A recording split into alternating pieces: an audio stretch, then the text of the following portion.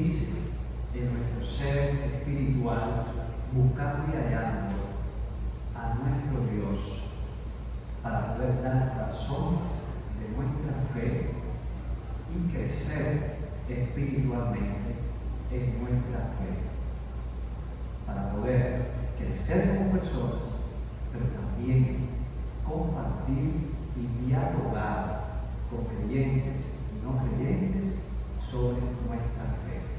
Esa petición la hacemos, Señor, lo hacemos a ti mismo, que eres Dios y que vives y reinas por los siglos de los siglos. Amén. Dios nos bendiga a todos. Le paso la palabra a nuestro querido Hugo Socorro, que preside con su esposa Gilberta el Consejo de Formación, que presenta al Padre que todos conocemos bien.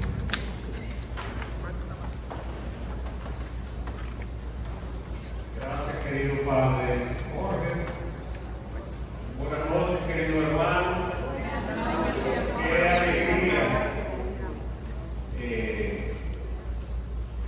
y qué tranquilidad nos produce esta congregación masiva. Uno de los grandes retos, y debo confesarlo aquí, era dónde hacer el encuentro. Porque una de nuestras preocupaciones era que a nuestra distinguida invitación al Padre Massa no hubiera una respuesta como quizás todos esperábamos en concurrencia. Mi invitación era a un salón pequeño. Algunos decían, no, para la gloria de Dios hagamos el templo. Y aquí está. No hemos arrancado y ya el templo casi lleno en su ala central para la gloria de Dios. Gracias por su concurrencia, gracias por acudir al llamado. ¿Por qué surge este encuentro, este tipo de encuentro? Nuestro nuevo vicario parroquial, al iniciar sus labores, con la cotidianidad de la corredera de todos los museos, de todas las actividades, de todos los pendientes que tenemos,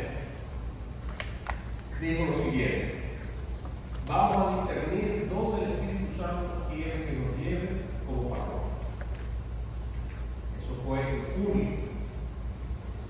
Ya nosotros habíamos enviado un portafolio de pendientes, portafolio de proyectos, portafolio de charlas, de formación, de cómo hacerlo, dónde hacerlo, cuándo ir, dónde ir, y así lo dijimos consejos. Y en este proceso de discernimiento dijimos, vamos a volver a nuestras raíces. Vamos a cada uno interiorizar de dónde venimos y por qué estamos aquí. Y como primera pauta, primera pregunta nos surgió algo muy básico que quizás muchos no nos hemos realmente últimamente preguntado. ¿Por qué soy cristiano? ¿Por qué sigo a Jesús? Y eso removió la base de muchos de los que estamos en este proceso de armar temas. Y en ese volver a la base, volver al inicio, volver a la fuente, para que de allí todas las cosas, Dios mediante, tuvieran otra luz, tuvieran otra visión, se vieran y se sintieran diferentes. Empezamos con esta propuesta de hoy, de entender y estudiar a Jesús de Nazaret.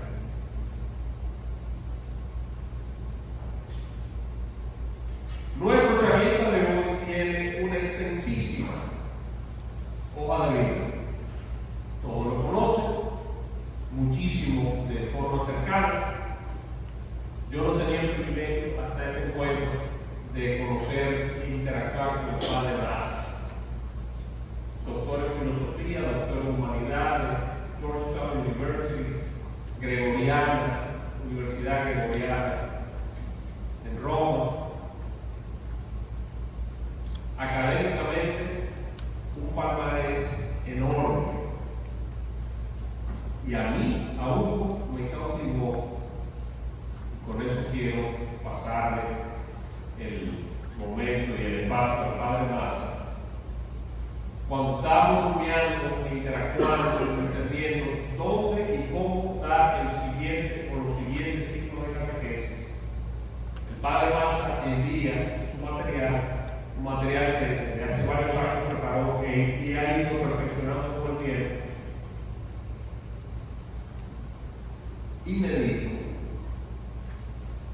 yo creo estar preparado para ese tema que vamos a compartir. Esa humildad a mí me cautivó. Y ese es un rasgo de Jesús, que siendo hijo de Dios, se humilló. Y se humilló hasta morir en cruz por cada uno de nosotros. Que no solo percibamos en el Padre Maza la información que vamos a recibir, sino rasgos del mismo Jesús que yo percibí en el encuentro con nuestro querido Padre Manolo Maza.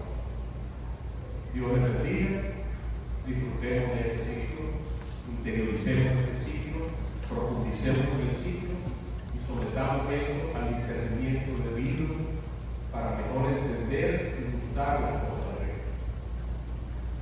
Dios los bendiga. Esperemos que esto se vuelva así.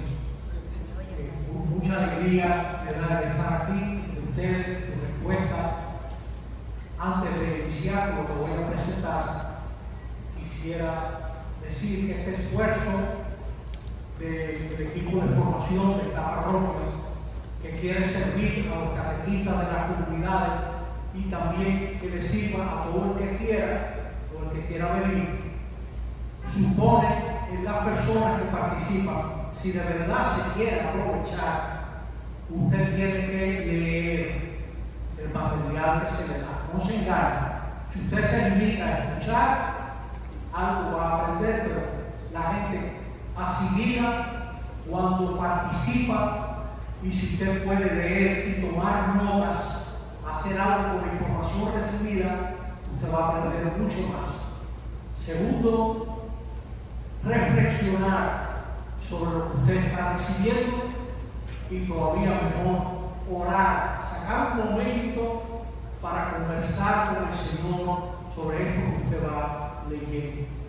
A las personas que están en comunidad, este material le puede servir si lo llevan a la reunión preparado. No se puede improvisar. Esto es un tema muy serio y en la comunidad, si usted no lee, lo que va a ir es a improvisar. Así que por seriedad tenemos que tomar la decisión de sacar el momento para preparar la reunión. Si usted está en comunidad, usted tiene el deber de ir preparado o preparada siempre a cada reunión. Y de nuevo, muchísimas gracias por su respuesta, por su asistencia. Es para mí un estímulo muy grande el poder servir a gente tan interesada. Yo quisiera compartir con ustedes por qué escogimos el prólogo del libro del Padre Pagola, Aproximación Histórica a Jesús. ¿Cuál fue el motivo? A ver si logro que usted también se interese. Pagola es un gran señor que tiene muchos años escribiendo sobre Jesús. Y este libro, Aproximación Histórica, que ha sido un éxito editorial tremendo. Ojalá que usted se entusiasme para leer el libro. Pero el prólogo. Dice Pagola que Jesús es un personaje decisivo de la historia. Y para muchos de nosotros, el personaje decisivo de la historia. Hoy en día, Jesús todavía tiene seguidores, muy serios seguidores. La fe cristiana consiste en seguir a Jesús, pero el Jesús de los evangelios, no un Jesús inventado. Tenemos que volver al Jesús de los evangelios y ver qué fue lo que planteó Jesús, cómo se comprendió a sí mismo, cómo se entendió a sí mismo.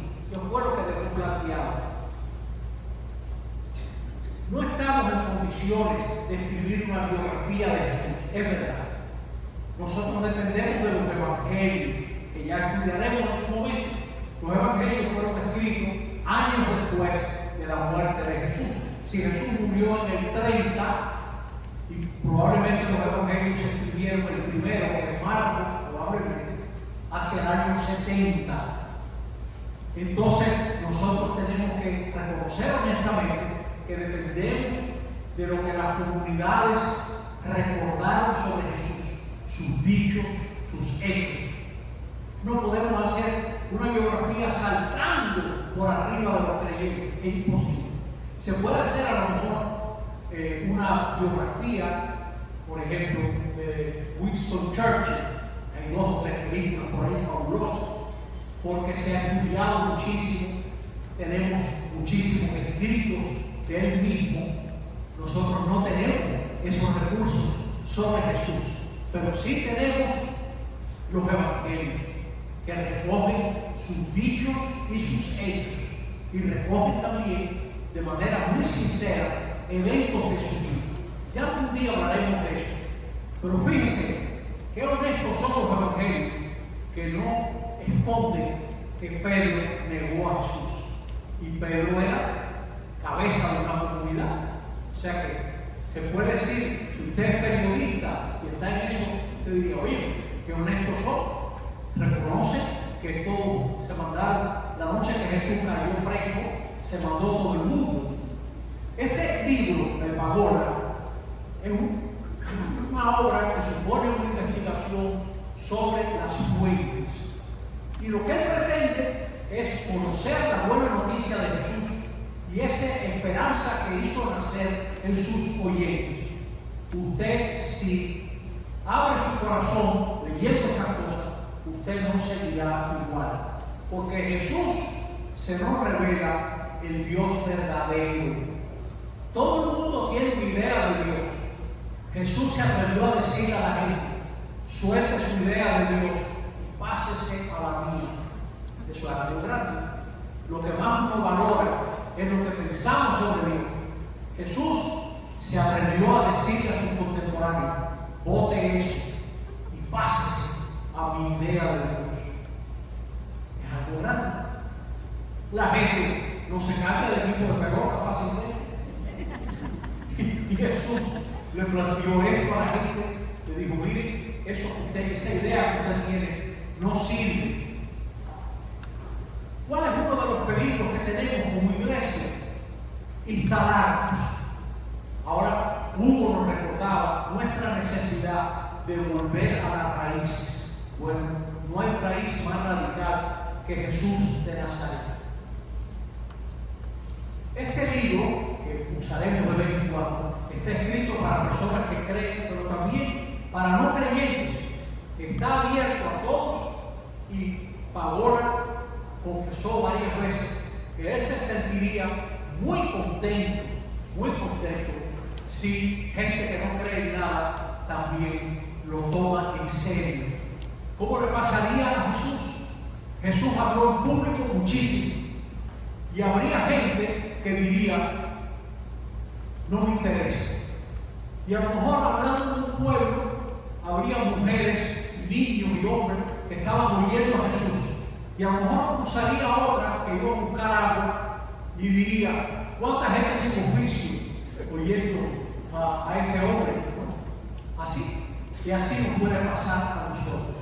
Pero que no nos pase por al lado Jesús de Nazaret sin prestarle atención a su persona y su mensaje, que es lo que vamos a hacer en estos 6 encuentros que vamos a tener, 2 de septiembre, 2 de octubre, 2 de noviembre, por los cuales están todos invitados. Y ahora vamos a tomar el primer punto de este intercambio de nosotros. Al final, en su momento, daremos la oportunidad de hacer preguntas, no discursos, preguntas de personas que quieran ahondar más, y si yo puedo, les ayudo, y si no puedo, se los digo también.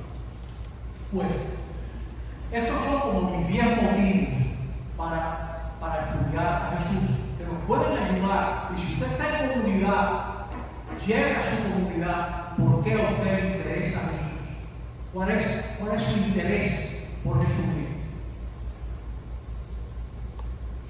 Todo ser humano tiene que preguntarse por el sentido de la vida. Nosotros necesitamos enfrentar preguntas como esta. ¿Vale la pena hacer el bien aunque a mí me vaya mal?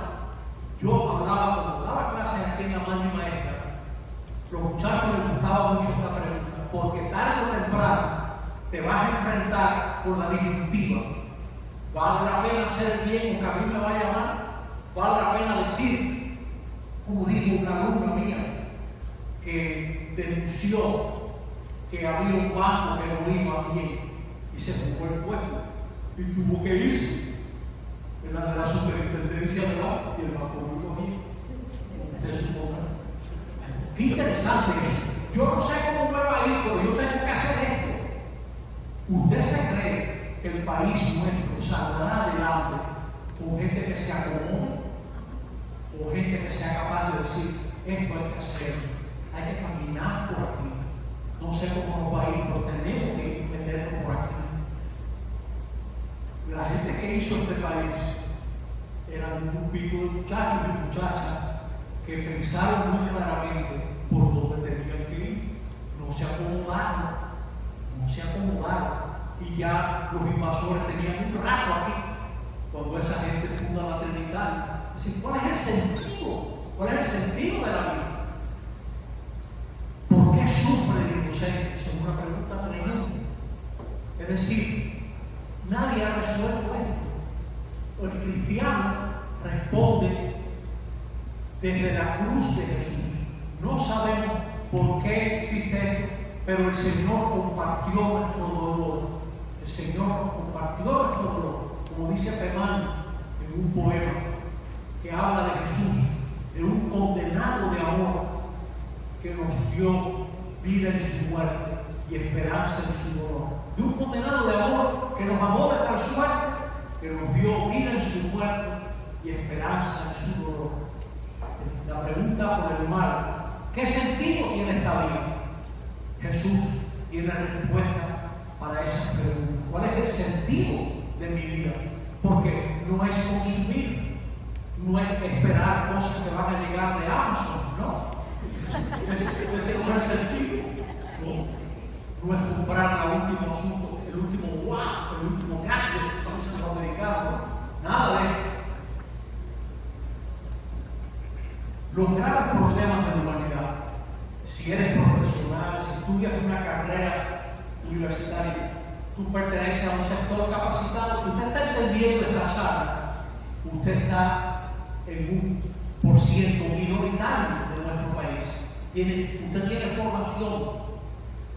¿Puede la fe de Jesús de Nazaret cambiar la actitud de sectores capacitados y motivarlos a intervenir en los procesos cruciales de una nación de grandes diferencias sociales con una actitud de servicio y solidaridad? ¿Puede Jesús cambiar la agenda de una persona? ¿Usted se cree que este país lo arregla? Gente que no sepa, hay que saber. Pero usted sabe la tentación que tiene la gente que sabe, que es servirse de lo que sabe. Yo lo he contado aquí varias veces en esta iglesia, y perdónese, me repito, yo trabajé 24 años aquí, desde el 88 al 2012. Me decía un profesor de la Universidad de Georgetown, me decía, ¿tú sabes por qué la América Latina está mal? Porque los que saben no quieren y los que quieren no saben. Denle mente a eso. Es muy difícil uno saber y meterse a servir a los que no saben. Y en el fondo, esa es una de las grandes decisiones. Todo el mundo está dispuesto a hacer dinero y a vivir bien. Pero, ¿qué logrará esa persona? Subir, pero no servir. Se parece, pero no es lo mismo. Y Jesús pudiera cambiar el proyecto fundamental de una mujer y un hombre por su actitud. Seguimos adelante. Jesús fue un gran crítico de la religión de su tiempo. Jesús se atrevió a criticar el templo, la ley, etc., como lo veremos aquí. O sea que no hay que asustarse. Hay cosas que no están bien en la religión. Jesús criticó la religión de su época y abrió paso a una actitud de fe, de bien. Pues se atrevió con eso, no hay que tener miedo. Vivimos en una sociedad que se dice cristiana. Muchos nos situamos dentro de la religión católica. ¿Vivimos los cristianos de acuerdo a la enseñanza de Jesús? A mí no me asustan las críticas de la gente que no le gusta la Iglesia Católica. Me deja sin cuidado. A mí me asusta cuando leo el Evangelio y veo que no lo estoy viviendo. Ahí sí, me mataron. Y eso es lo que nos puede suceder en un curso como este. No me importa que gente que cree, que se dio cosas esotéricas, libros sacramentos, cosas que nada más saben un grupito. No me asusta eso. Me asusta yo leer el Evangelio y decir, no estoy viviendo esto. Y eso es lo que este curso tal vez nos ayude. Jesús mismo murió en una cruz. En nuestra sociedad injusta, los cristianos somos perseguidos o aplaudidos. Fíjense si este curso está bien organizado, que si usted leyó el Evangelio de hoy, tiene que darse cuenta, como dice, ¡ay de ustedes! Si todo el mundo habla bien de ustedes, porque así hablaba de los falsos profetas.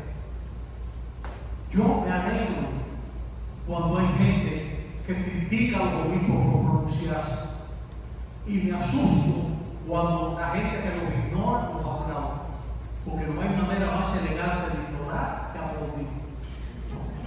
Hay gente que quiere que se eleve y se fue.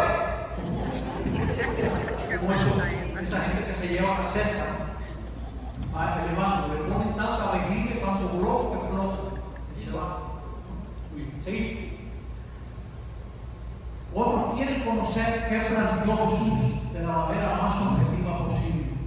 Oigan, esto que antes habló el padre William y mismo Hugo, este asunto que dicen los dominicos, una fe inteligente y una inteligencia creyente, que es bien dicho, una fe inteligente. Yo quiero saber qué es lo que yo creo. Bueno, en el comienzo del Evangelio de Lucas dice, te escribo esto para que conozcas la solidez de la enseñanza recibida, para que sepas que tú estás creyendo en disparate.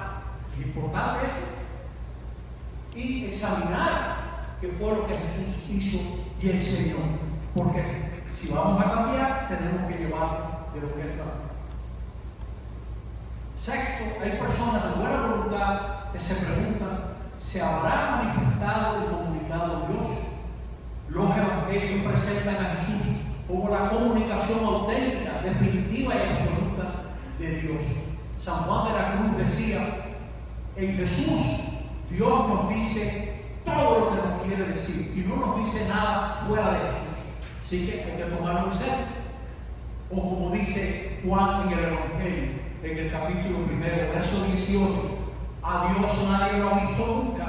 El Hijo único es el que nos lo ha dado a conocer. El Hijo único es el especialista, es el que sabe. ¿No? Mucha gente comete el error de quererle decir a Jesús cómo es Dios. No, tenemos que aprender cómo es Dios estudiando a Jesús. Porque es muy fácil decir Jesús es Dios. Y es tremendamente complicado decir Dios es Jesús. Denle mente a eso. Como usted mira la cruz, es decir, ese es divino, ese que está ahí en la cruz es divino. Eso rompe muchos esquemas. Juan el Evangelista presentó a Jesús como la palabra de Dios, que Dios se expresa. Por eso es importante, ¿por qué estudiar? Esto es un motivo sumamente relevante. Séptimo, hay toda una corriente religiosa con diversas vertientes que afirman tener su origen y fuente en Jesús de Nazaret. ¿Será verdad? Es triste decir que los cristianos estamos divididos. cristianos, estamos divididos. Yo siempre en la Eucaristía, cuando rompo la hostia, me recuerdo de una iglesia rota. Tengo que, ante Dios, tengo que aceptar con pena que somos una comunidad rota. Pero esa comunidad rota dice que viene de Jesús. Y hay que preguntarse nosotros mismos también. Si usted alguna vez ha bautizado, usted tiene que darse cuenta, si bautiza un hijo, una hija, esa niña vive en tu vida. Por eso es que está viva, porque vive en tu vida. Y va a creer porque tú crees. Ella cree en tu fe. Vive en tu vida y cree en tu fe. Así que hay que ver si de verdad hay un milagro. 8. Jesús de Nazaret generó tal agresividad que los líderes de su región se ocuparon de él. Usted podrá estar en desacuerdo con Jesús, pero él vivió lo que predicó aun a riesgo de su propia vida. Vale la pena examinar sus planteamientos y su vida. Vale la pena. Cuando yo llegué a Nueva York, que no sabía inglés, yo me confesaba con un padre americano que entendía español. Y yo me preguntaba por qué. Y averigué que este americano había vivido en las Filipinas. Y me gustaba porque me oía muy paciente. Y yo lo fui conociendo. Luego me di cuenta que estaba en las Filipinas en la Segunda Guerra Mundial. Luego, una vez que fui a su cuarto, me di cuenta que tenía toda la pared llena de condecoraciones, medallas, diplomas. Luego supe que Father Herbie estuvo preso en un campo de concentración japonés, donde los japoneses, como está escrito en todos los lugares, le negaban las medicinas a los prisioneros norteamericanos. Tenían cuartos llenos de medicinas contra la malaria, por ejemplo, y no le daban las medicinas. Y varias veces algunos oficiales que reclamaron, el oficial japonés sacó su espada samurái y le cortó la cabeza allí, delante de los soldados. A Herbie lo respetaba, porque Herbie era muy coherente y por lo menos una vez habló con el jefe del campamento y le dijo: usted tiene que ayudarnos con las medicinas porque se están muriendo los soldados. Y cuando acabó de hablar, hizo así. Le puso el cuello al japonés. Desde ese día lo respetaba. Y yo también. No hay cosa más grande que ver un hombre que vive lo que cree.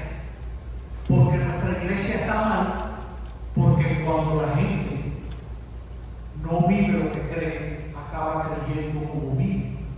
Y nos va a hacer mucho bien encontrarnos con Jesús, que fue coherente.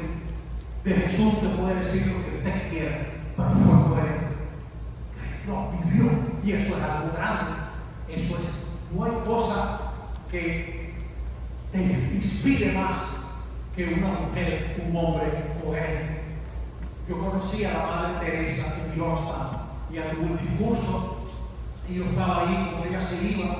Yo estaba en el grupito, estaba ahí yo, metido ahí viendo a ver qué oía yo de la Madre Teresa. Y vinieron a decirle: Mother, su avión está ahí mismo, hay que salir corriendo, busque su equipaje.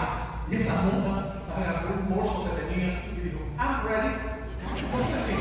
Esa era la maleta, un bultito que tenía. Eso era todo lo que tenía esa mujer, lo que llevaba en la mano. Ahí estaba todo, la Madre Teresa. Interesante. Gente así, lo toca a uno. Estamos estudiando un hombre que vivió lo que creía. La primera generación cristiana le dio esta importancia al estudio de Jesús de Nazaret. Para los hombres de toda la tierra no hay otro nombre en que podamos ser salvos. Llamamos salvación a una posibilidad que no podemos darnos. La gente a veces se acerca a Dios negociando. Acérquese a Dios con las manos abiertas. No negocie, usted no necesita negociar. Dios es salvador, en Dios hay salvación. Es la oportunidad que usted no puede darse. Usted no puede darse, pero usted puede acoger esa oportunidad. que también es tremendo, ser capaces de abrir la mano para recibir, es una actitud muy hermosa.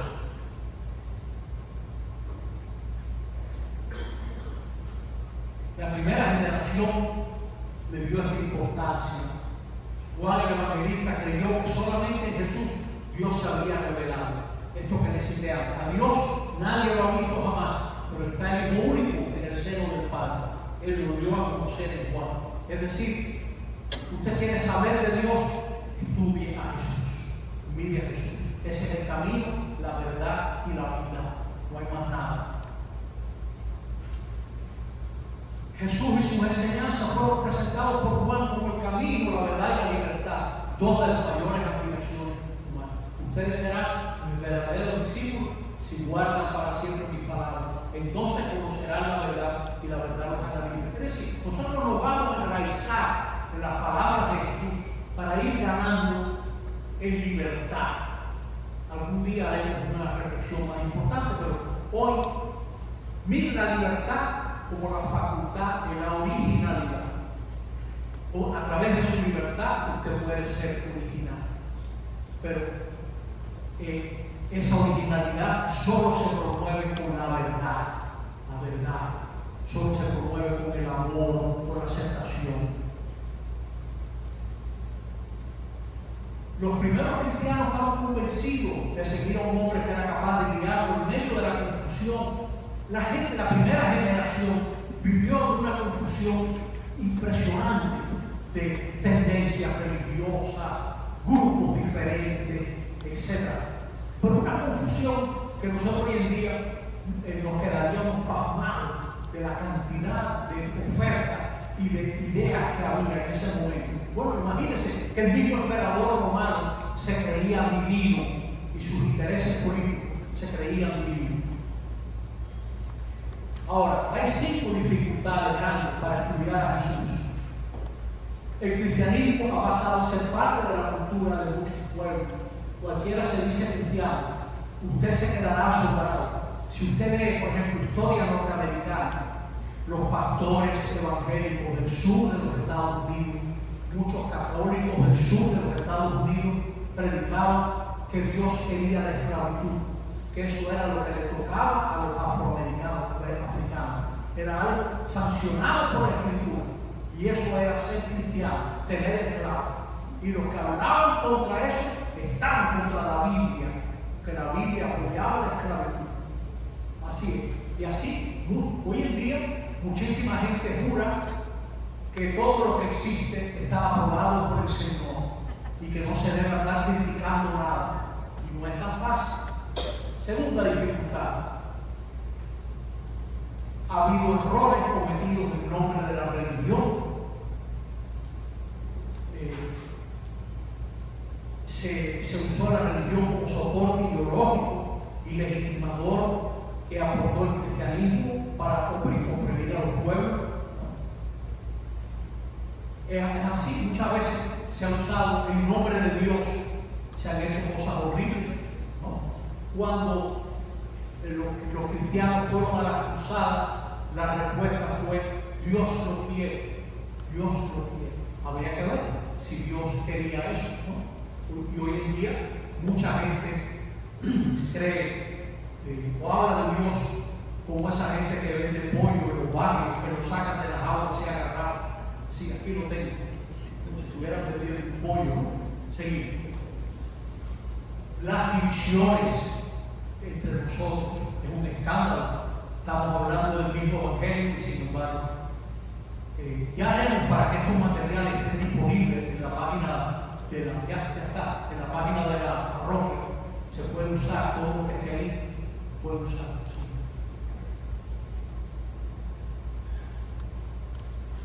Hoy en día la ética, la compasión, la justicia no parece resolver nada. Lo que parece valer es la técnica, el poder, la relación. La pregunta por la verdad a veces es una pregunta inútil para mucha gente, pero eso no quiere decir que sea una pregunta inútil.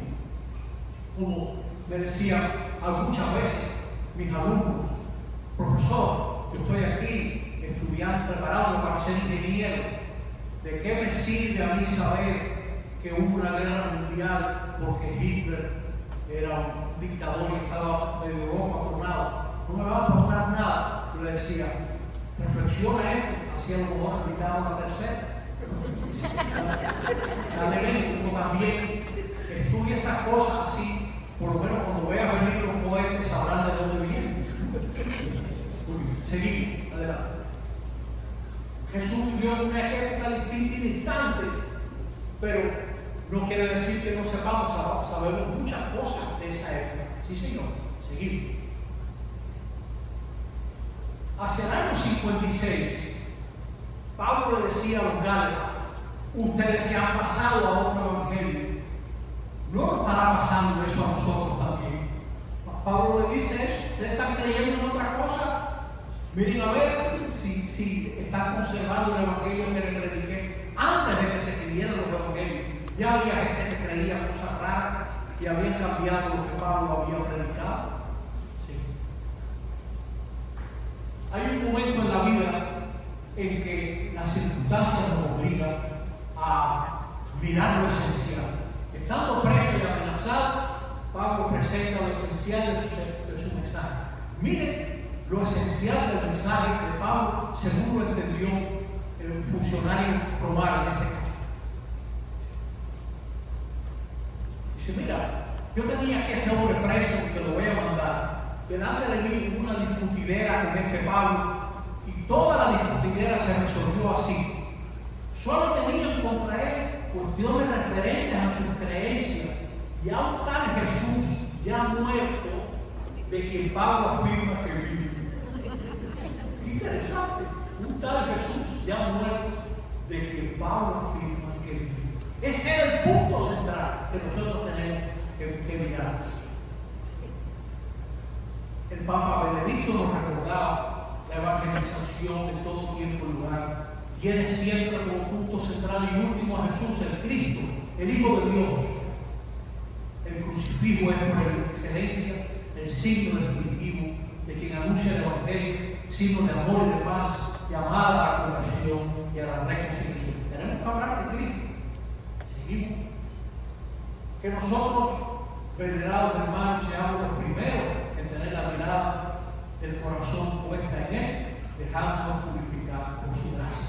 Y esta es la primera parte de nuestra conversación hoy, de nuestro intercambio. Vamos ahora a mirar los caminos correctos y equivocados para ver a Jesús. Yo creo que también patitas de la buena vida. Jesús dice en la parábola del sembrador que la semilla era buena y el sembrador no podía ser mejor, y sin embargo dice que unas cayeron en terreno pedregoso, otras cayeron en medio de espinos. Un camino equivocado es: usted tiene que revisar su actitud interior, si no usted no va a llegar a ningún lado. Esta palabra duele, puede recibir esto. Y si no te duele, no es evangelio. Cuando yo era muchacho, como pasa a todos los niños, yo me caí en una bicicleta y me hice un raspón, pero en serio, en términos infantiles. Y mi mamá me echó, me curaba con agua oxigenada y estaba asombrada de mi valentía, pero bonito, hasta que se dio cuenta que estaba vencida. Pero ese es el evangelio vencido. Nosotros tenemos el evangelio vencido, por eso no nos duele. Nos echamos, nos bañamos con el evangelio y no nos pica. Y eso es lo que seguimos. Hay gente que se la pasa discutiendo si es liberal, si es conservador, pero no dan un paso. Yo conozco cantidad de gente que ha visto álbumes enteros del Pico Duarte y nunca ha ido. Y opina y quiere. Hay gente por botas, hay gente que tiene licra y nunca camina por el mirador. Se cree que ya con eso, no usted pero no hace eso, ¿no? Entonces, Jesús dice: ¿con quién puedo comparar a los hombres del tiempo presente? Son como niños que se sientan en la plaza y se gritan unos a otros. Me tocamos la flauta y no bailar, cantamos canciones tristes y no llorar. Porque vino Juan Bautista, que no comía ni bebía vino, y dijeron, está endemoniado. Luego vino el Hijo del Hombre, que come y bebe, y dice, es un comilón, un borrachón. Entonces dice, pero tiene siempre una excusa para no hacer lo que tiene que hacer. Hay gente que nunca llega a conocer a Jesús porque tiene más excusas que ganas de conocerlo. Entonces dice, un hombre de una fiesta y la gente no fue. No, yo tengo esto, compré un campo, La gente siempre tenemos una excusa. ¿Cuánta gente hay que quiere? Ay, sí, yo quiero, pero no va. No hace lo que tiene que hacer, lo invitan a lo mejor, mira que estaría bien. Oiga, me aprovecho de decir esto. Aquí en la parroquia hay actividades interesantes. Considérenlo. Sí. Aquellas personas que piensan que Dios comparte sus prejuicios. Por ejemplo, Natanael, que es un hombre honrado, cuando le dice que Jesús es Galileo y de Nazaret, dice, y puede salir algo bueno de Nazaret. Puede salir algo bueno. Sí. Así me pasó a mí hace años en un funeral. Una gente muy elegante en la Landino. Dice, padre, ¿usted dónde usted trabaja en los guandules? Yo un brinco para atrás. Y la misma muchacha, la muchacha de los guandules, como tú le preguntabas, ¿y de dónde tú eres? Decía, de parroquia Domingo Sábado. De verdad, la parroquia Domingo Sábado, porque nos suena también. Felipe le dice, encontramos al hombre, al Mesías. Dice, y de Nazaret puede salir algo bueno. ¿Usted se cree que nosotros no tenemos prejuicio? Tenemos prejuicio, sí. O hay gente que está movido por intereses egoístas. Y si ustedes me buscan, no porque han visto a través de los signos, sino porque han comido estar en casa. Por eso que me están buscando, porque comieron estar en casa. O sea que, o también gente que no sabe todo sobre Dios. Juan presentó a los fariseos como diciendo siempre, nosotros sabemos. Si a usted le gusta ese tema, usted coge el capítulo 9 de Juan y usted lo va leyendo. Usted se va a encontrar dos veces por lo menos que los fariseos dicen, nosotros sabemos. ¿Cuánta gente hay del nosotros sabemos? Porque ya no tienen nada que aprender. Que por cierto, es una de las palabras que el demonio le dice a Jesús en los sinópticos. Sabemos quién eres. No saben nada. Sí, pues. O hay gente como Pilato, que le hace una pregunta buenísima a Jesús, pero no esperó la respuesta. Pilato le pregunta, ¿y qué es la verdad? Y se da la vuelta y se va. ¿Cuánta gente hay que se dio la vuelta? Hay gente que se quedó con lo que le dieron en la primera comunión. Nuestra iglesia está llena de gente. Si fuera en términos de ropa, sería una indecencia. Porque se quedaron con lo que le dieron en la primera comunión. Se han quedado ahí y no. Están actualizados en todo lo que tiene que ver con la cibernética, el último programa. Pero no estamos actualizados en términos de la fe. Esta es lo que acabo de decir, ¿no? O sea, que Pilato le pregunta, ¿y qué es la verdad? Y se va. No dice nada. ¿Sí? ¿Cuáles son los caminos verdaderos entonces para él? La oración sincera que reconoce que somos malos creyentes de un Señor muy bueno. La oración sincera. Señor, aquí estoy. Un hombre que influyó mucho en mi vida, yo le pregunté a un viejito, un santo, yo le tendía la cama en Bélgica, porque ella no podía tender su cama, vivíamos en el mismo piso y yo iba a tenderle la cama, nos hicimos un amigo. Y yo le pregunté un día, Padre Barbey, Leopoldo Barbey, ¿cómo usted ora? Y me dice, mira, yo antes decía muchas cosas, Pero yo ahora voy a la capilla, me siento y yo le digo al Señor, Señor, aquí está Leopoldo, yo no he cambiado y tú tampoco. Qué lindo. O sea, tú sabes hasta dónde yo llego. Yo no he cambiado, pero yo espero que tú tampoco, que tú sigas siendo ese mismo Jesús compasivo, que supo. Yo la oración más linda que yo he oído, la oí cuando era novicio, orando en una iglesia de Maracay, en Venezuela. De tarde, la iglesia sola, estábamos mi compañero novicio y yo, y entró una mujer con aquellas chancletas de palo que había, era palo y un pedazo de goma de carro, sonando por toda la iglesia, con su niño, y se paró delante del crucifijo y dijo, ay, mira Jesucristo, que te mientan tanto, ayúdame. Mira Jesucristo, que te mientan tanto, ayúdame. Ese es un camino correcto. Orar con el corazón que tenemos, no con el que quisiéramos tener. Orar con el corazón que tenemos, que ahí nos va a buscar el Señor, ahí nos va a encontrar el Señor. Ahí donde tú estás, yo estoy muy mal, ven para acá, yo estoy muy mal. Ahí te encuentra el Señor. No esperes arreglarte para orar. Ora como tú estés, ve como estés. Ese fue el caso del que dijo el papá del epiléptico, que le dice, yo creo, pero ayuda a mi poca fe. Él dice, yo creo, pero ayuda a mi poca fe. Ese es el camino correcto. El dudar, el averiguar, eso está muy bien. Hay gente que dice, yo dudo, qué bueno, se me escucha la está loca. Claro que sí, dudar, averiguar, preguntar. Juan Bautista, que es un hombre serio, dice, ¿eres tú el que ha de venir o hay que esperar ahora? ¿Qué pregunta? Oye, pero nos estamos jugando la vida en esto. ¿Eres tú el que ha de venir? No mandar a nadie, uno mismo ir. Ustedes que han venido esta noche, qué respuesta tan buena. Lo mismo en la comunidad, señores.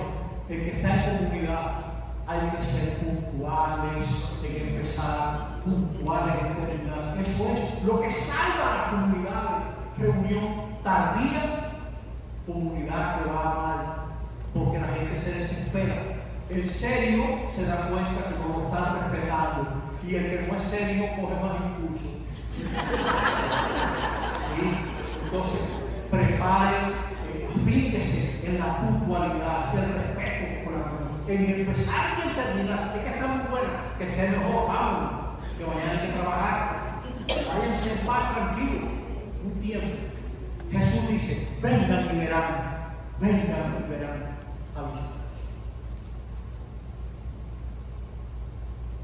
Esto que María dice, hagan lo que Él les diga. Esa es una buena respuesta. Hagan lo que Él les diga. Cuando uno tiene un buen guía, hagan lo que Él les diga. Seguimos.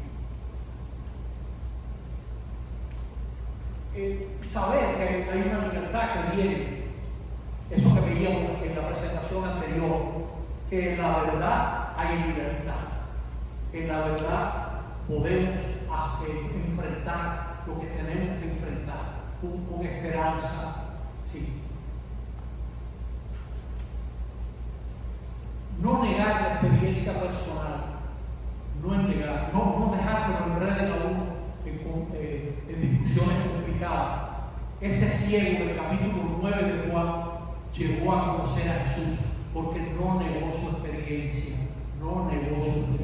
¿Cuánta gente ha ido creciendo? Me siento bien ahora que estoy ganando menos dinero, pero estoy compartiendo parte de mi ganancia con la gente que trabaja conmigo. No tengo tanto cuarto, pero me siento mejor. Eso es interesante. Me siento mejor que he aprendido a escuchar a mi mujer, escuchar a mi marido, escuchar a mis hijos.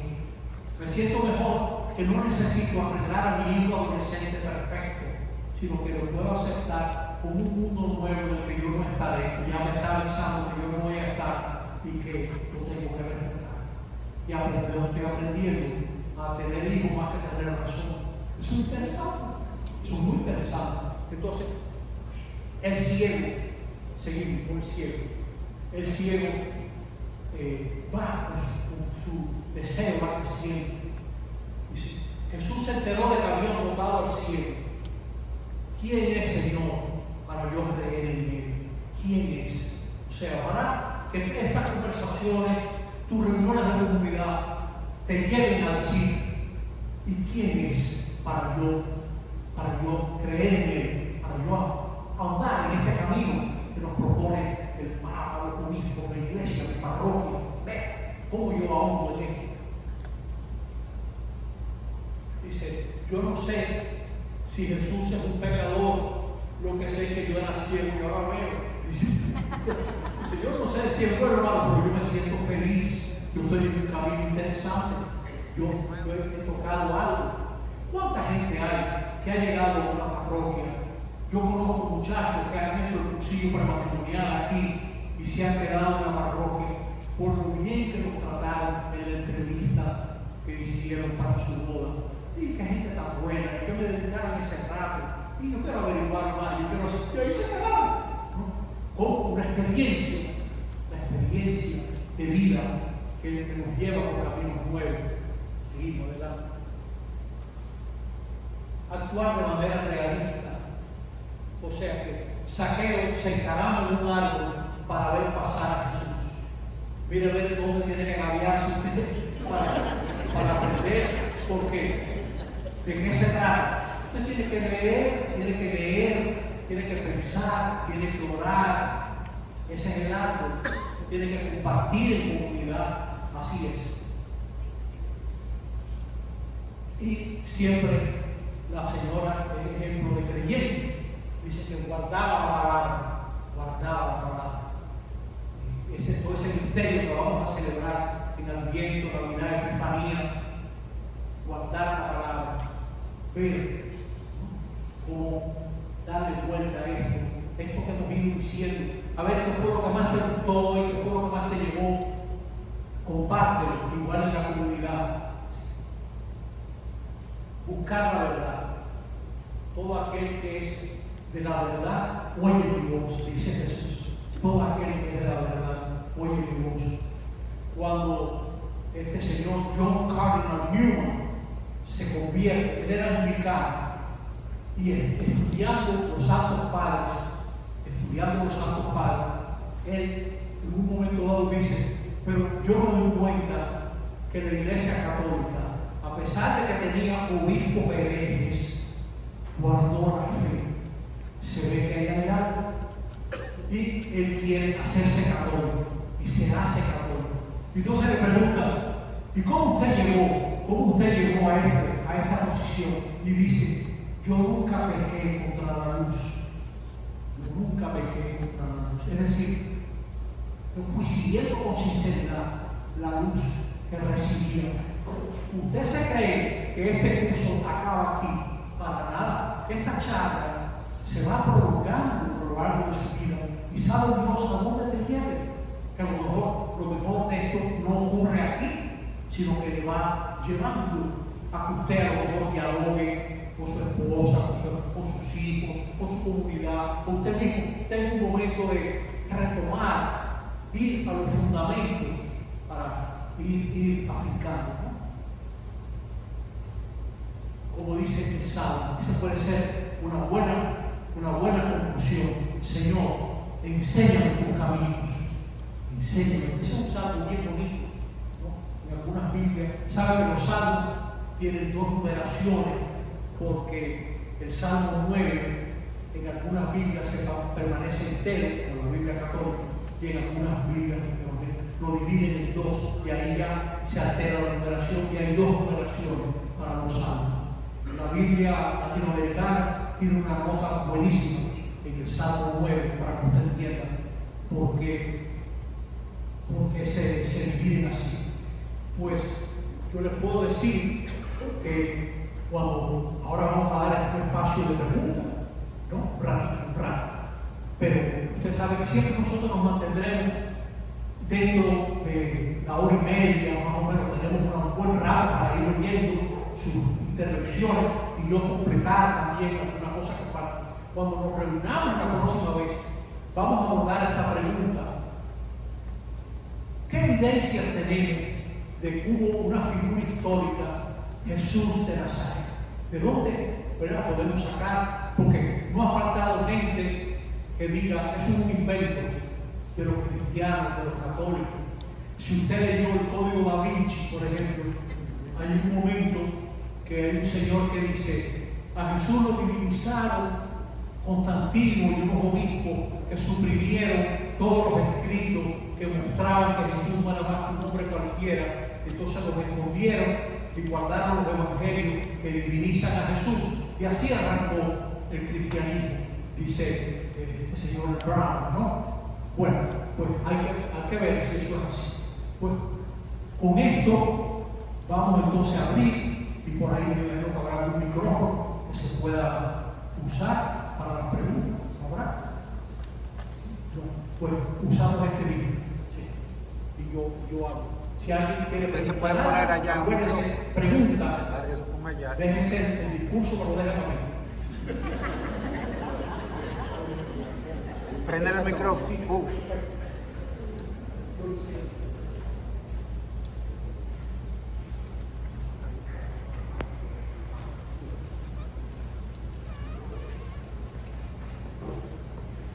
Preguntas, hermanos, para movilizar hasta donde estén.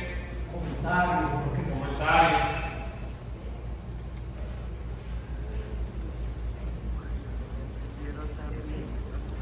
Estamos tan encantados.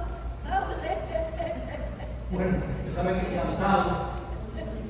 cantado es el príncipe que se volvió sapo.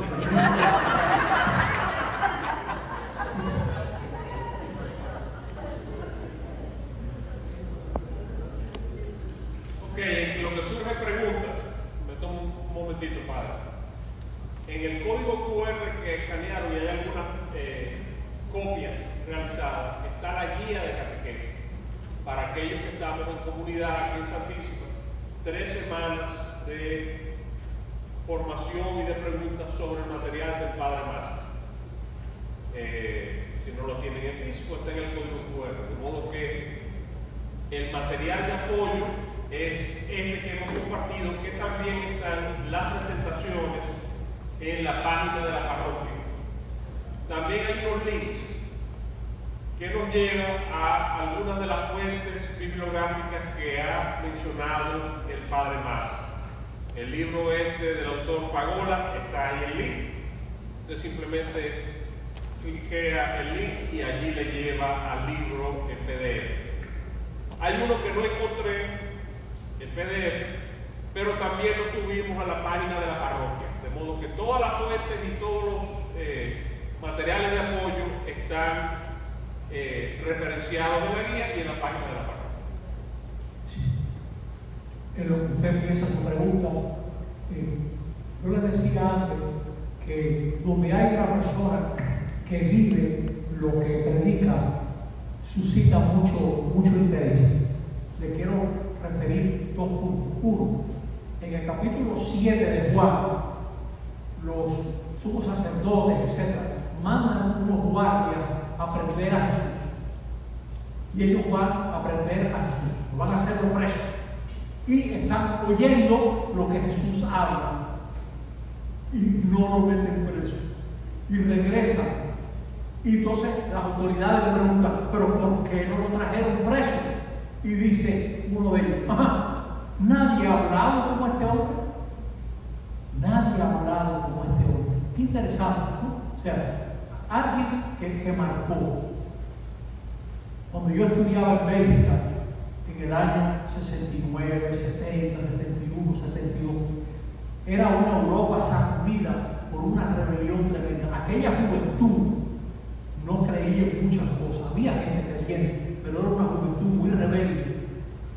Y anunciaron que iba a hablar el obispo Helder Cámara, iba a hablar en la universidad.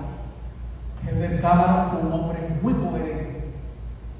Había muchachos colgados desde las columnas ya no cabían en el piso y entonces se encaramaban en la columna uno con otro, abrazados a la columna para huir a Jerusalén del campo. Ese era el tipo de persona que fue Jesús. Suscitó ese sentimiento tan extraordinario por la calidad de lo que vivía, porque nosotros tenemos distancia entre lo que hacemos y lo que decimos. En Jesús está unido. O sea, su palabra era tan seria que tocaba los corazones. Una palabra que hacía, y su actuar era tan serio que era una palabra. Era como algo que llegaba a todo el mundo. Oye, algún comentario, alguna cuestión, no tenga miedo, que son gente mansa. Sí.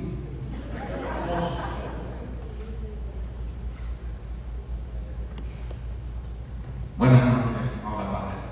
Una pregunta, padre, con respecto al libro de Pagola. Yo he escuchado que ha tenido ciertas resistencias y críticas por algunos sectores dentro de la iglesia, Sí. y que ha habido incluso obispos que dentro de sus diócesis lo han desaconsejado. ¿Nos puede explicar un poco si es cierto y a qué Sí, se debe? eso es de las cosas mejores que tiene el libro, porque hoy en día se da en la iglesia grupos de gente que no han aceptado el Vaticano II, que quisieran un Jesús que vaya volando sobre la realidad, pero que no la toque, ¿no? O sea que yo le respondo con el Evangelio de hoy.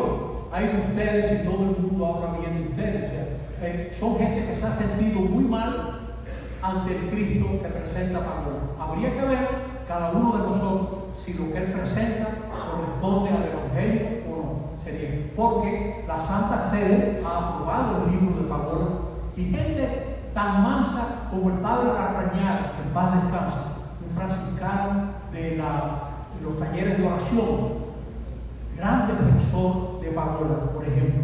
Y así, mucha gente seria, sensata, que han visto en el libro una gran oportunidad para avanzar. Lo que usted dice es cierto, pero yo creo que en cierto sentido, en una iglesia donde hay gente que no quiere cambiar para nada, lo lógico es que rechace un Cristo que se presenta como alguien que vino a traer una buena noticia. Hay gente que se encanta con las malas noticias y quiere vivir en la mala noticia, ¿no? Así respondería yo. Sí. Y muchas gracias por su sinceridad. Buenas noches, padre. Sabemos que Jesús es la suma de todas las virtudes buenas. Si tuviéramos que quedarnos con una sola de todas las virtudes de Jesús, ¿con cuál nos deberíamos de quedar y por qué? Sí, yo así, sin haber pensado mucho, cualquiera de ellas te va a llevar al Jesús entero, porque Jesús tiene una sola pieza. Si tú hagas una, te va a salir Jesús entero. Pero yo diría la compasión. Yo diría la compasión. ¿Por qué? Porque Jesús, en el fondo, nos está revelando un Dios compasivo. Un Dios compasivo. Y eso es algo muy escandaloso. Creer en un Dios compasivo. Nuestra iglesia y la religión, como se presenta en muchos lugares, es una religión de condena. Esta mujer la agarraron en adulterio y la religión nos manda a apedrear. ¿Qué tú dices? En primer lugar, los ayuda a entender que nadie puede tirar la primera piedra. Eso es algo interesante, ¿no? Pero luego, nadie te ha condenado, yo tampoco. Vete y no peques más. Adelante. Pero la trata con compasión. Eso es algo muy profundo. Resumiendo, yo diría que Jesús revela un Dios escandaloso, que se identifica con el pecador, no con el pecado, con el pecador. Usted quiere escándalo mayor que el papá del hijo que regresa, que uno estaría pensando que este señor, cuando el hijo llega, le dice: espera, sácame la cuenta de todo lo que yo te di. ¿Qué es lo que tú gastaste? ¿Cuánto te queda? ¿Por qué tú estás tan mal vestido? No, corre y lo abraza y dice, hay que hacer una fiesta. Este hijo mío estaba muerto, pero ha vuelto a la vida. Eso es un escándalo. Eso le cayó como una pedrada en un ojo a la gente de su época, al establishment religioso. Fíjense cómo empieza ese capítulo de Lucas, en los primeros 5 versos. Jesús está cenando con pecadores públicos, etc. Y lo atacan y dicen, este hombre come con pecadores y le brinda amistad a pecadores públicos. Y entonces Jesús cuenta 3 parábolas y las 3 tienen el mismo mensaje. Hay más alegría en el cielo por un pecador que se convierte que por 99 justos. Los justos son los fariseos. Esos justos no alegran a nadie. Lo que le alegra el pecador convertido, alegra a Dios. Yo diría la compasión por eso, porque en el fondo lo que está revelando es esto, que Dios nos quiere tanto, que Dios no se salva donde nosotros perecemos, sino que perece con nosotros. Se atreve a perecer con nosotros, como diciéndonos, la muerte no es lo último, estoy contigo, te quiero como eres. El Padre Jesús Salud, que un gran Señor, Jesús Salud, gusta mucho de decir esta frase tan bonita. Dios nos quiere como somos para que seamos como Él nos quiere. Y eso fue lo que reveló Jesús, que le brindó amistad a esa gente que tenía una vida mala, desordenada, etc. Y le brindó amistad también a los que se creían mejores. Él hizo amistad con fariseos, etc. Si usted tiene tiempo, usted ve el capítulo 3 de Juan, todo ese diálogo de Jesús con Nicodemo. En el fondo lo que le está diciendo es, Nicodemo, tú me juzgas porque te crees que sabes, y tú no sabes nada, Nicodemo. Tú no sabes nada. El Espíritu sopla donde quiere y nadie sabe de dónde viene ni a dónde va. O sea que mi respuesta sería la compasión. Dele mente a eso, que por ahí salen muchas cosas. Sí, señor, mire para allá otra mano. Buenas noches, padre. Bueno, un comentario y tiene que ver con algo que usted dijo, que yo creo que eso va a ser difícil que uno comente porque se ha dicho mucho. Y tiene que ver con el tema de la técnica y lo humano y mi relación con la fe. Cuando yo venía aquí, o cuando me motivé, yo pensé que se trata de Jesús. Y Jesús me intriga bastante. Porque pasa algo que no se suele ver comúnmente, es que cambia los corazones de las personas, genera eso que llamamos conversión en el contacto con las personas. Y me llegaba a la cabeza esta frase de que la fe mueve montañas, como por decirlo más grande. Y yo creo que es más importante que la fe puede cambiar corazones, porque hoy, como te decía, con la técnica, por ejemplo, se puede mover una montaña con facilidad, se pueden generar grandes cambios.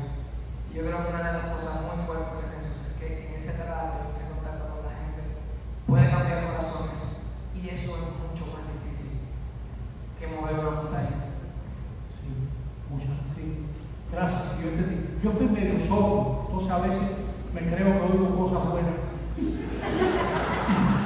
Sí, de verdad que me he quedado sordo, tengo aparato, pero bueno, por lo menos lo veo. Háblenme algo siempre. Hola, buenas noches. ¿Me escucha ahí, padre? Sí, lo escucho. Hace 28 años vi esta materia de la persona de Jesús, de su libro. Bueno, antes tenía que poner nota, ahora ya no pone nota ahora. Padre, en ese curso usted tomaba la frase del Salmo 34 que dice: el ángel del Señor acampa alrededor de los que lo temen. Pero usted hace una salvedad de que la traducción significaba algo más íntimo, era mucho más. Yo lo he perdido en la memoria, pero usted lo acaba inmediatamente con el nombre Emmanuel, Dios con nosotros, que va a lo de la pregunta del joven. es algo que todavía resistimos como a aceptar en plenitud, porque avanzamos, pero la humanidad, nosotros seguimos sintiendo soledad, angustia, tristeza, el desafío de creer a pesar de todas esas circunstancias. ¿Cómo ese ángel acampa? Usted decía que no era alrededor, que era con uno y lo conectaba con Emmanuel. ¿Usted se acuerda de eso, padre? Bueno, es que, oye, qué pena, oigo muy mal, para ser sincero. Usted tiene una pregunta buenísima, yo le voy a pedir, yo me voy a acercar y me van a perdonar, porque si Saqueo se gavió en un árbol, yo me puedo acercar. Sí, y así ustedes oyen otra vez que no era nada daño, y no se apure, que aquí se va todo. Vamos.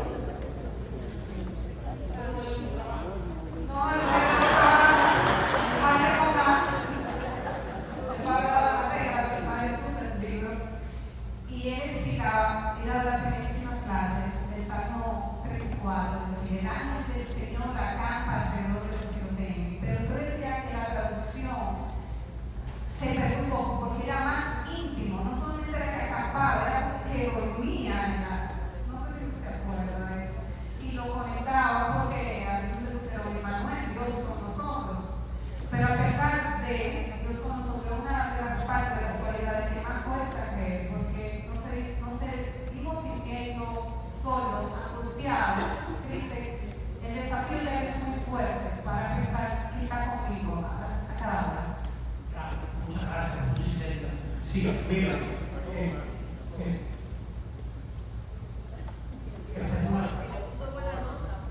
esta es una pregunta fundamental que nosotros tenemos que enfrentar con honestidad.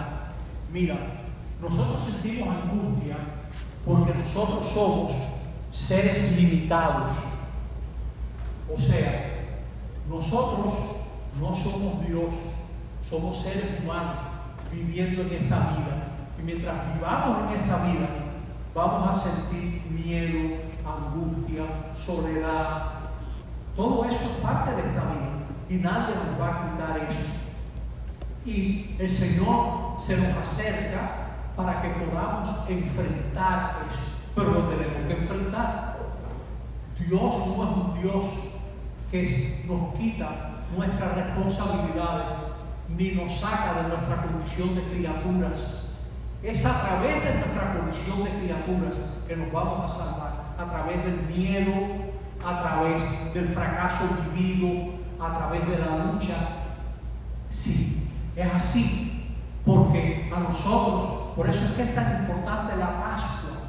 Cada vez que usted celebra la Eucaristía, usted está celebrando a uno que fue fiel en medio de su miedo, de su fracaso, de su soledad. Cada vez que usted celebra la misa, usted le está dando la mano a Jesucristo para cruzar la oscuridad. Pero nadie le quita la oscuridad y nadie le quita la mano. Eso es lo interesante. Si usted lee el final del capítulo 8 de la carta a los romanos, usted se dará cuenta que Pablo dice: nada nos puede separar del amor de Dios que está en Cristo Jesús. Ni la espada, ni el dolor, ni la muerte. Nada nos puede separar. Eso es así. Ahora, no te quita el dolor. Y la gente que se está muriendo después de luchar con un cáncer, no sé cuántos días, nada le quita esa situación. Pero esa persona en su fe puede saber que aunque no lo sienta, el Señor está con ella. Y hay alguien que le espera. En la fe lo puede, pero esa es la fe nuestra. Nuestra fe nos dice que hay algo más.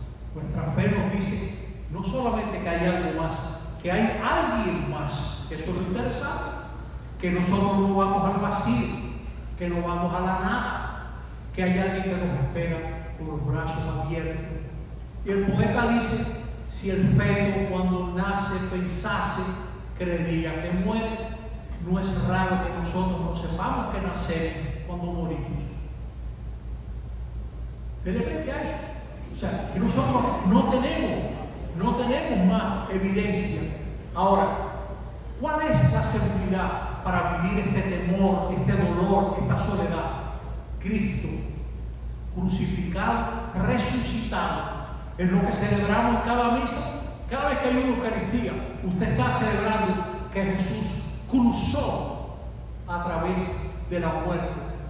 Y por eso nos puede ayudar a los que estamos enfrentando la muerte, que por el miedo a la muerte, el mal, el demonio, tiene sometida a la humanidad. ¿Por qué usted cree que la gente compra tanto, fuma tanto, hace droga, mala vida, etcétera, y acumula riquezas que no va a usar nunca por miedo a la muerte? Se cree que los cuartos, se cree que las cajas tienen bolsillo, se cree que un cuarto va a vencer la muerte. No, la muerte es así. O sea, no es casualidad que uno de los grandes pasajes de la literatura española, ese soliloquio, ese inmundo en la vida sueño, cuando él lo drogan y lo llevan a un banquete, y vuelven y lo drogan y lo meten en la cárcel, y se despierta, y ese hombre se da cuenta de que todo aquello era mentira, y dice: es verdad, pues reprimamos esta fiera condición, esta furia, esta ambición, por si alguna vez soñamos. Y así haremos, pues estamos en un mundo tan singular que el vivir solo soñar. Y la experiencia me enseña que el hombre que vive sueña lo que es hasta despertar. Sueña el rey que es rey y vive con este engaño, mandando, disponiendo y gobernando, y este aplauso que recibe prestado en el viento escribe y en cenizas se convierte la muerte de dicha fuerte. Que hay quien intente reinar viendo que ha de despertar en el sueño de la muerte. Sueña el rico en su riqueza que más cuidado le ofrece, sueña el pobre que padece su miseria y su pobreza, sueña el que a medrar empieza, sueña el que agrada y ofende, sueña el que afana y pretende. Y en el mundo, en conclusión, todos sueñan lo que son, aunque ninguno lo entiende. Yo sueño que estoy aquí, estas prisiones cargadas, y soñé que en otro estado más lisonjero de mí. ¿Qué es la vida? Un frenesí. ¿Qué es la vida? Una ilusión, una sombra, una ficción, donde el mayor bien es pequeño, que toda la vida es sueño y los sueños.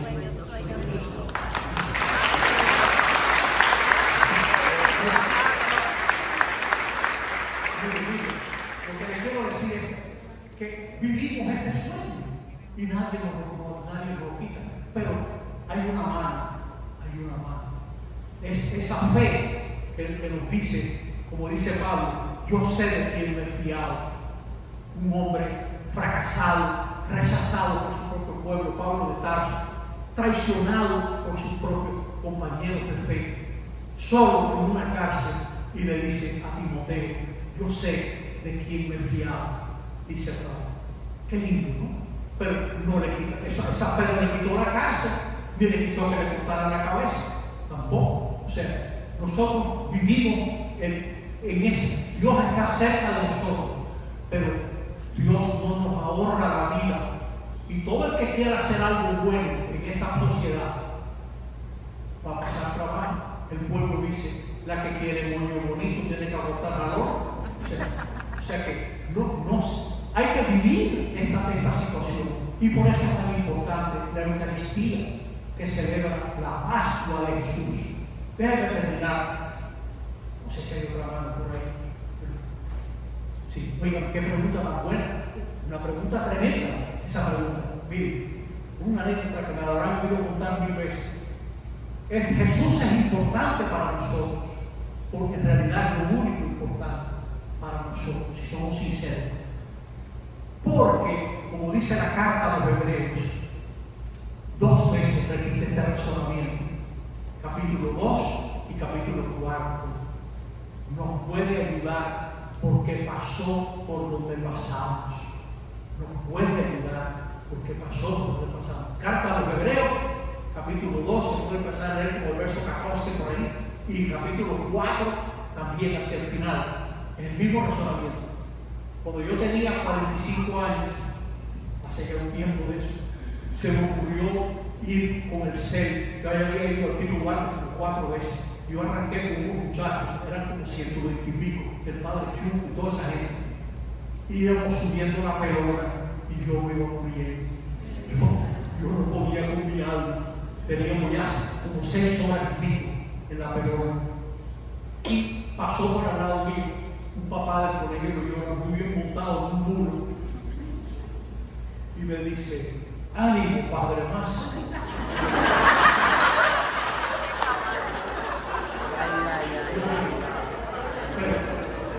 Que ánimo, ¿verdad? Entonces, lo que le quiero decir es: interésese en Jesús, que no iba en mulo. Interésese, paso a paso.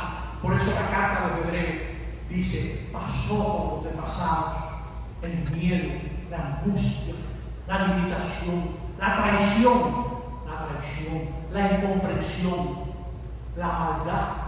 A Jesús no lo mataron unos buenos que lo entendieron mal, sino unos malos que lo entendieron bien.